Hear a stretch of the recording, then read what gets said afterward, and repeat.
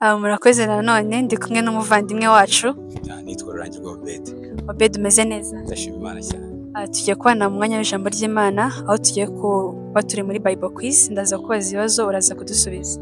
Nditeguye. Obed, ikibazo cyanjye cya mbere kirabaza ngo ninde wasutsweho amavuta uvugwa mu ijambo ry'Imana bwa mbere? Ninde wasutsweho amavuta uvugwa mu ijambo ry'Imana bwa mbere? Ntekereza ko ari Aaron, avugwa mu Kuva 29:7, aho umurongo uravuga ngo afata amavuta yo kwisiga ayasuka kuri Aaron, umutwe wa Aaron. Yego. Urakoze cyane.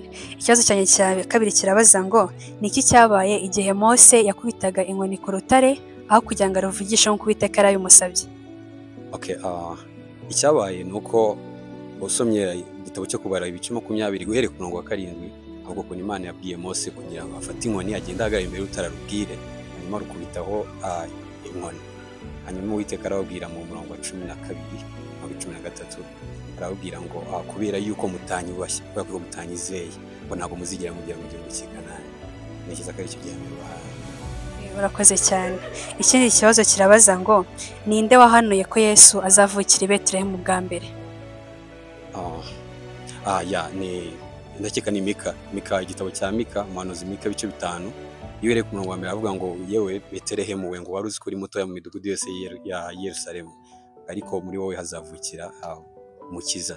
Niba nkuko watinze neza, nuko ntekereza muri Mika 5 umurongo wa mbere wa kabiri.